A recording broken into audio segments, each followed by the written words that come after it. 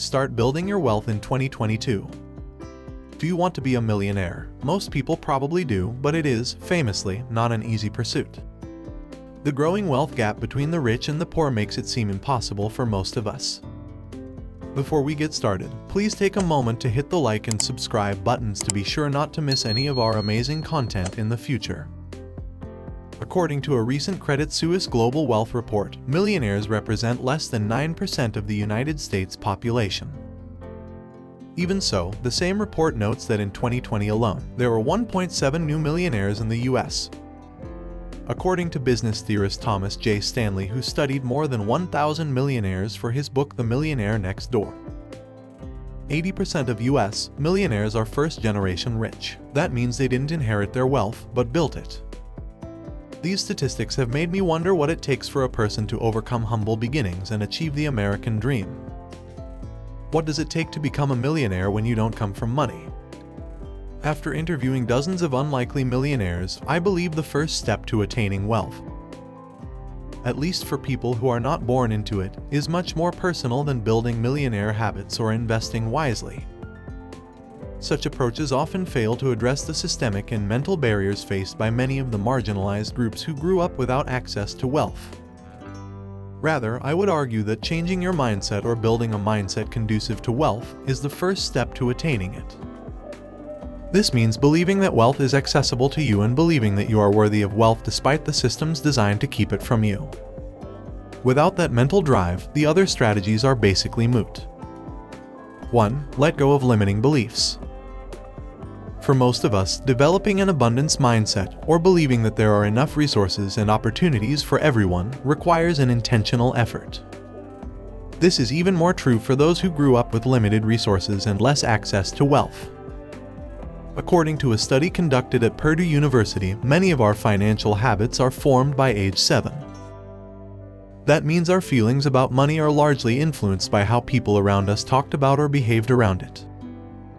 When you grow up lacking money or the resources to make enough of it, thinking that there is a shortage of resources, or watching people around you live paycheck to paycheck, you may be more likely to believe that wealth is reserved for a select few. You are also not entirely wrong. Many of the systems and institutions we use to build wealth were designed to keep marginalized people from escaping the poverty America trapped them in. If you identify with one of these communities, this may naturally impact your mindset. It takes more work to expect abundance when you don't see it around you. Every day, many negative thoughts race through our minds. If we don't learn how to filter those thoughts, we start to believe them. Eventually, they can lead to a scarcity mindset, which leads to scarcity actions, or what I call broke-ass decisions, said Rachel Rogers from Purdue. Rogers doesn't believe in ignoring our negative experiences. Instead, she suggests using them as fuel to help us build a better future. For example, changing your thoughts is not going to make racism or violence against black people end, Rogers said. Racism presents many challenges and obstacles to our ability to build wealth. That said, we can work with our thoughts to choose a more effective and empowering response to the racism we experience. Our anger can be a powerful fuel for action. Rogers believes in rewiring our brains to expect abundance and emphasized the importance of making million-dollar decisions before becoming a millionaire. This involves doing some thought work, or in Rogers' words, the act of consciously paying attention to your thoughts and then choosing to entertain different ones instead. She recommends practicing this on a daily basis. Even though I run an 8-figure business, I do thought work every single day, she said. When you think more positively about yourself, your work, your intelligence, and your financial decisions, you will start taking more positive actions. Eventually, after some practice, it can change your life for the better. According to Rogers, million-dollar decisions create time, energy, and options. When you apply for a job, receive an offer, and make a counteroffer because you know your worth, you are making a million-dollar decision. When you are proactive about asking for a raise, researching industry rates, and making a case to your boss, you are making a million-dollar decision, as opposed to growing overwhelmed and not acting at all. Ultimately, your mindset can lead to big missed opportunities if you don't change it and believe that, no matter where you're starting from, you deserve abundance. 2. Accept that money is not always evil. We've all heard the saying that money is the root of all evil. Many people, especially those who have negative formative experiences with it, will stop themselves from desiring wealth because of that belief. But understanding that you can use your money to do good in the world can be a game changer. Terry Ijoma, who started her career working in education and non-profits, told me that, for a long time, she believed she had to work in a church to serve others. It wasn't until she built wealth by trading and started teaching people how to trade for financial security that she realized there were other ways to give back to her community. Today, she uses her money to help others gain access to education and, in turn, have a greater chance of accessing financial freedom like her. Similarly, Rogers initially went to law school because she wanted to work for a nonprofit, doing advocacy work for marginalized communities. The pressures from family members and my student loan debt eventually pushed me to give up on my dream for the sake of making money. I flew all around the country interviewing for jobs I didn't want. I wound up being offered an associate attorney position at a firm that represented big oil companies. Ultimately, Rogers' belief that she could find a greater balance between earning and giving drove her to turn down the position and launch her own business. She credits her decision to her Aunt Barbara, who paid the balance on her college tuition, and the parents of a girl she used to babysit, for making her realize that all rich people were not evil. Now, with my business, I help thousands of women and other members of underrepresented communities to increase their earning potential, and I make millions doing it. The big takeaway: money can do as much good as it can evil. Don't let fear stop you from pursuing wealth or the kind of paycheck you need to support you and what you want to accomplish in your lifetime. That would be akin to giving up before you even begin. 3. Understand that a high income is not enough.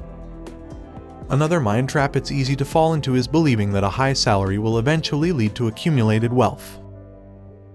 Realistically, it probably won't. Building wealth requires being intentional about managing your expenses and, yes, investing. With inflation, or the increase in goods and service prices over time, money loses value the longer it sits still. Building wealth, then, requires investing, whether it's in the stock market, real estate, a business, or another wealth-building avenue. Business manager Michelle Richberg shared that most of her clients, many of whom are first-generation millionaires, have had to learn the hard way that being intentional about budgeting and investing is essential to build wealth. Shadix similarly believes that investing provides an opportunity to level the playing field.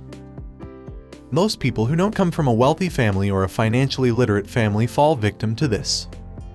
But the birth of online investment brokerage firms democratized the industry. Investing is for everyone. To get past this mental roadblock, Shadix encourages her clients to imagine what life would look like if they didn't have to work for money. She tells them to hold on to that vision and mirror it in their action. What does that look like? Shadix tells her clients to start investing as soon as they can afford it, even if that means putting forth a small dollar amount. There's a mindset shift that happens when you build financial discipline as an investor. You could start with $45, she said, and that small investment will build up over time with compound interest. Starting small is the secret, and being consistent is the key. 4. Be willing to create your own path.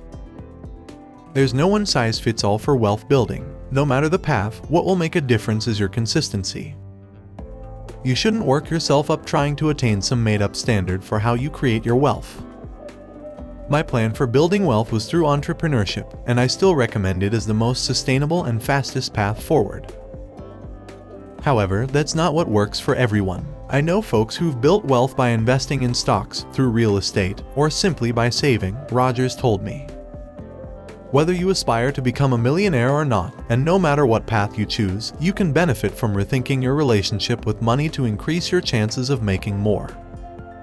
Money doesn't mean happiness, but wealth gives access to options and potentially a better quality of life. I can't guarantee that simply applying these tips will make you a millionaire, but I can promise adopting them will only benefit you on your wealth-building journey. Thanks for sticking around until the end. If you feel like you have received some real value from this content, please hit the like and subscribe buttons and drop us a comment to let us know if we are serving you. Until next time, we remain Business Brain USA.